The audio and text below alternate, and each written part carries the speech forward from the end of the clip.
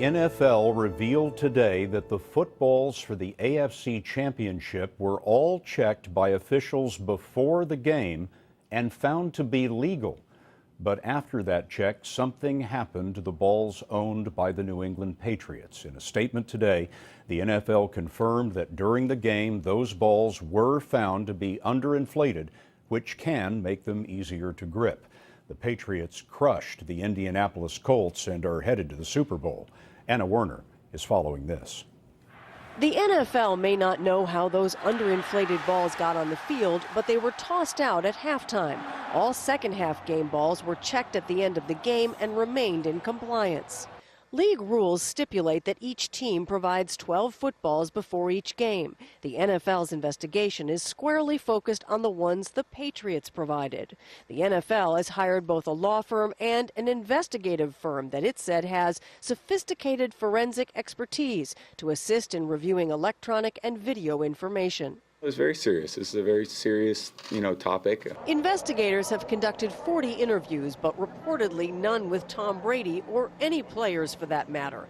A players' union representative would have to be present for any interviews. Quarterbacks are finicky. Scott Zolak is a former backup quarterback for the Patriots in the 90s. He hosts a radio show for CBS affiliate WBZ in Boston. As a backup, he would prepare footballs for the starting quarterback. We'd take that and we'd rub the brush. We'd have, like a shoe polish brush or a scrub brush, and you just grind that down and press those. Now we would deflate it some because you want it more oblong, so you could cut the air and just spin it right through that air. The NFL acknowledged that rules may have been violated that would harm the integrity of the game. It's a brand that made $9.5 billion in 2013 and is charging $4.5 million for every 30-second Super Bowl commercial. Joe Favorito is a sports media consultant. He says so far there's no sign that this season's bad headlines have had a negative impact on the business of professional football. If you're a big business like that, you have to listen to the fans, and probably more importantly are the brands. How are the brands reacting to what it is that you're doing? Because at the end of the day, the brands are a reflection of what society and what the fans are doing as well. The league says it will be conducting additional interviews in the days ahead, Scott, making it seem increasingly likely that questions about how deflated footballs got into a championship game won't be answered before the biggest game of all next Sunday. And the league made a point today of saying that the Patriots are cooperating completely. Anna, thank you very much. Here's the most important question we wanted to answer in Deflategate. Is playing with an underinflated ball actually an advantage? In the ESPN Sports Science Lab, we tested balls under various conditions and with different air pressure. In our test, we found that an average person, like myself, could indent the ball more, but only by less than 1 millimeter. And based on our calculations, a typical NFL player, whether throwing or receiving, could apply roughly 1.5% more force to the ball. Now, this doesn't necessarily mean that the grip is better for a quarterback, since how a QB likes to grip the ball is really a matter of personal preference. So we also tested the flight of the ball. We found that decreasing the air pressure by 2 pounds per square inch reduces the ball's mass by about the weight of a dollar bill. Consequently, over the course of its flight, all else being equal, the deflated ball's average velocity is actually reduced. For example, on a 20-yard pass released at 50 miles per hour, the underinflated ball will actually arrive 0.03 of a second later. That means a typical defender traveling at top speed could cover an extra inch. That's about the length from the tip of your middle finger to your first knuckle. Since this contest wasn't decided by a fingertip, the alleged deflation certainly didn't affect the outcome of the game. And based on our analysis, underinflated balls had a minuscule effect on any given play. But there was one environmental issue that could have had a much bigger impact, at least from a physics perspective: the rain. Water clinging to the pebbled surface of a football can add as much as half an ounce of weight. That's 10 times more of a weight differential than the disputed inflation issue. For ESPN Sports Science, I'm John Brinkus. Deflategate seems to be getting bigger and bigger. New reports now that the Patriots may have used those underinflated footballs in several other games this season. Let me tell you, it is a story that has this whole studio buzzing right now, talking there at home, I'm sure, as well. We're going to talk to Michael and Jesse Palmer here live just ahead, but first, ABC's Ryan Smith is in the Patriots' hometown of Foxborough with the latest. Good morning, Ryan. Good morning, Robin. The NFL investigation into Deflategate continues. They could have a decision by the end of the week, but now we're learning this isn't the first time the Indianapolis Colts have complained about the Patriots and their footballs.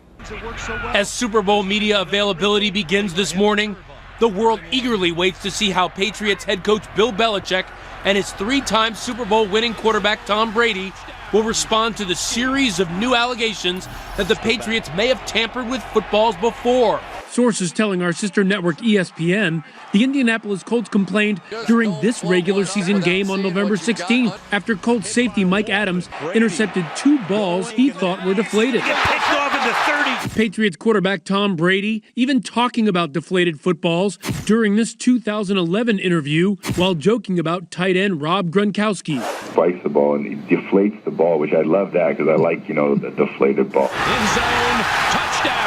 As for Sunday's game, league sources tell ESPN that 11 of 12 footballs the Patriots used to beat the Colts were underinflated by 2 pounds per square inch. The NFL telling ABC News the balls were properly inspected and approved 2 hours and 15 minutes before the game. Experts say the only time the Patriots could have deflated the balls was in the minutes before kickoff or during the game on the sidelines, with cameras watching.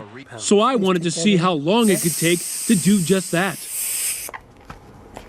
Just like that. What's that? 3-4 seconds. Right. And ESPN Sports Science tackling another question this morning. Does an underinflated ball actually help? A typical NFL player, whether throwing or receiving, could apply roughly 1.5% more force to the ball. Around the country, the Pats have taken on an aura of an evil empire, with headlines this morning blaring, "The Patriots should be disqualified from the Super Bowl," and "Deflating the ball beneath most, but this is the Pats." However, don't tell that to the people of Boston. Our teams are the best teams, and for somebody to condemn the Patriots, they're idiots. If the balls were inflated or not inflated, who cares? Overnight, Colts quarterback Andrew Luck addressing Deflategate for the first time. It's sort of the energy, is sort of sucked out of you. You do feel deflated.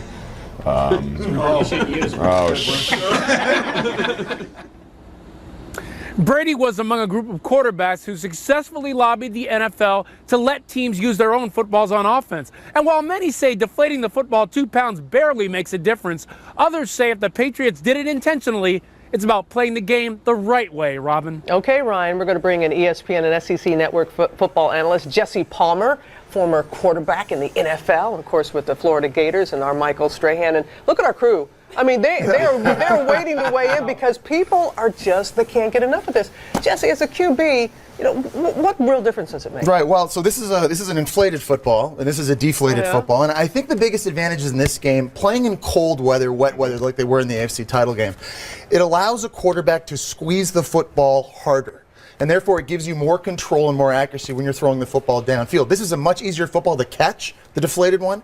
I think it's also easier to carry for ball carriers. It's harder to fumble when you're carrying this football. I think those would be the advantages that the Patriots may have had in the AFC. And every team, they bring their own. People don't understand this because they're thinking, well, aren't the Colts playing with the same ball? Right. No, they're not. Yep. Right? Yeah, everybody has their own ball. The kickers have their own separate balls as well. But the biggest thing is from a defensive standpoint, you would look and I would think, okay, if I get a shot on you as the quarterback, there's a great opportunity to strip the ball away unless you're able to really grip it a lot better. And it does make a big difference. And I think that this is just something that when you look at just in the spirit of the game, that if it was done, is not in the spirit of the game. How would you within feel? The rules. How would you feel here on the field and this happens? Well, as a fan and as a football observer and somebody who covers the sport, I don't think the Colts would have won the game anyway. But as a fan, it is it puts a damper on the win. It puts a damper on the Patriots. And this is somebody with an owner who's one of the most revered owners in the league, with a coach who's probably one of the greatest coaches. And that's really ever. the thing, Robert. You know, on the field, I don't think this was that big of an advantage. They won the game 45-7. It wasn't because of deflated footballs. They ran better, they tackled better, they blocked better. They were the better team. The bigger picture here, I think, is ethics, cheating, and keeping the integrity of the game. And the coach said the same thing, but this is when our studio jumps in. It does matter. It does matter. I mean, yes, it doesn't affect the outcome of the game, but what, hearing from a lot of parents, especially mothers, saying, what kind of message does this send to kids? If you ain't cheating, you ain't trying. And if you cheat and you don't get caught, you can get away with it, and it's okay. That's a terrible message. What happened to cheaters That's don't prosper? That's not right. Right. Except in this case. That's the problem with this thing right now. And I really think everybody loses in this. I think anytime the integrity of cheating comes up, it's a black eye for the NFL. It's a black eye for the New England Patriots. What about the referees that never spotted the football? Because they touched the ball every play. If the football was really deflated this much, someone is spotting a football. You got to stop the game. That's something that's never been brought up. The referees, I think, are at fault in this just as much as everybody else. Okay, guys, let's let the everyday person. What do you guys think? It's not right. Second time. It's not right. Second time they got caught. Won that game. I think the NFL says that it's a $25,000 fee for altering a game ball. Fine. So it's a misdemeanor, right? Notice he's wearing a Patriots sweatshirt. Biased opinion. You know, it's funny because even in that piece, the guy said, well, it's not a big deal. He was a Patriots fan. To be a Patriots fan is not a big deal. But I think in the spirit of the game, it is a big deal. And as we were saying earlier, some people who say, well, why are they even playing? They should be out of it completely. I don't think that's going to happen. But at some point, there has to be some kind of rules and standards that are set so that this doesn't happen again. Just cannot continue to happen, especially with one team being accused of so much. That's right. Michael, Jesse, good to see you again. And we've never cheated.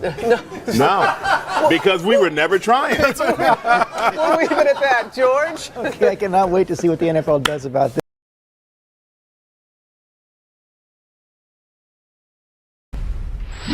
ESPN's Chris Mortensen reported that 11 of the 12 Patriots game balls used in the AFC Championship game were 2 pounds underweight. It was a false report that remained on his Twitter account until Tuesday. Mortensen went on ESPN Radio on Monday to address the incorrect information in his original report, which came out just 2 days after the AFC Championship game. The Wells report eventually proved the report to be false. However, it took Mortensen until Tuesday to finally delete the original tweet because, as he told ESPN Radio, quote, "Twitter, I'm still trying to figure it out." Mortensen addressed the other issues surrounding his report and Deflategate and admitted he could have done a better job vetting the story. He also said he doesn't believe the Patriots quarterback Tom Brady deserves a suspension for his alleged involvement in deflating footballs. Well, Mortensen's tweet might be gone, but Tom Brady's 4-game suspension still stands.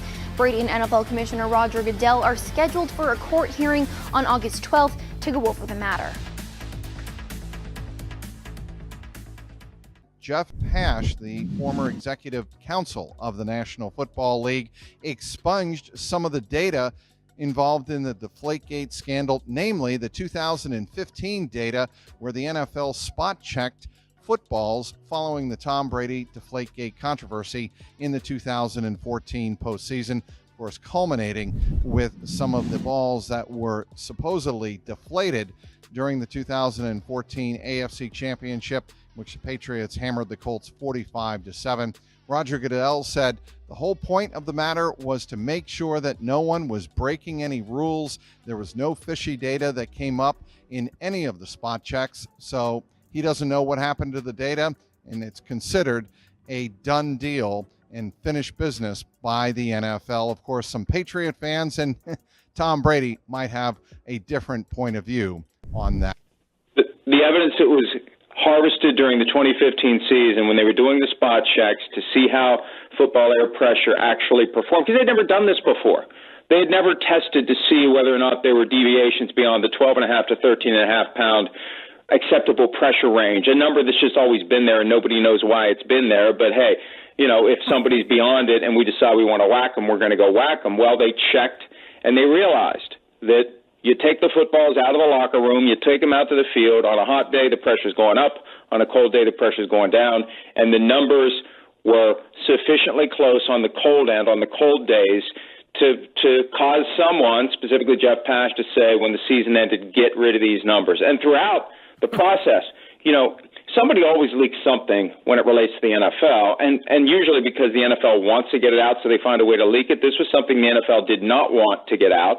No one ever had access to these numbers. They managed to protect those numbers, and then when they got to the end of the season, the order was given to get rid of them forever, which justifiably leads to the conclusion that if we had seen those numbers, the light bulbs would have gone off coast to coast. That even though, look, the Yastrzemski and McNally text messages were problematic, and they suggested that maybe something was going on. But that's one thing. It's not proof that it actually happened on the day that they claimed that it happened. And I don't think they ever had the proof that it happened that day. They always started at the end point and forced their way backward as clumsily as they had to justify their conclusion that on that day they caught the Patriots in the act. And it's entirely possible that Brady, McNally, and Yastrzemski had something going on that happened from time to time, but on that day they didn't catch him. And they've been trying to sell for 7 years now that they did. What I find unbelievable, Mike, having done this for every day for 3-4 years, whatever it was, is that, as you know, this began with the Mortensen tweet that set it all on fire. It was kind of a funny joke punchline until that happened. And then you have at the end everybody breathlessly reporting on ESPN and elsewhere that Tom Brady destroyed his cell phone. And you're saying that the general counsel destroyed the evidence. Like, the entire process feels like such a miscarriage of justice. Like, at what point did it become we're too far into this? We just need to hang him against the wall because we've invested so much time, money, and manpower leaking out this information that we have to convict him. Well, it all went off the rails at the very beginning, and this is something I've heard from various people connected to the NFL over the years. Under a guy like a Pete Rozelle, if the complaint had been made like the one that came up, instigated by the Ravens, presented by the Colts, former GM Ryan Griggs in the week of the game, what would have happened is Pete Rozelle would have gotten somebody on the phone, Bill Belichick, Robert Kraft, whoever needed to be gotten on the phone, and would have said, look, we've gotten this complaint, and you need to understand that, they're concerned. And we're paying attention. So, if there's anything to any of this, then stop it. If there's nothing to it, then you don't need to do anything. But we're going to pay attention. If we have reason to think that there's something fishy going on, we're going to look into it. And that would have been the end of it. And assuming that the Patriots would have realized, all right, we got to stop doing whatever we may have been doing if they were doing anything at all. But what happened was they had this narrative. Somebody in the league office, maybe it started with Pash, I don't know, but somebody had this narrative they wanted to enforce on the Patriots. They wanted to try to catch them in the act.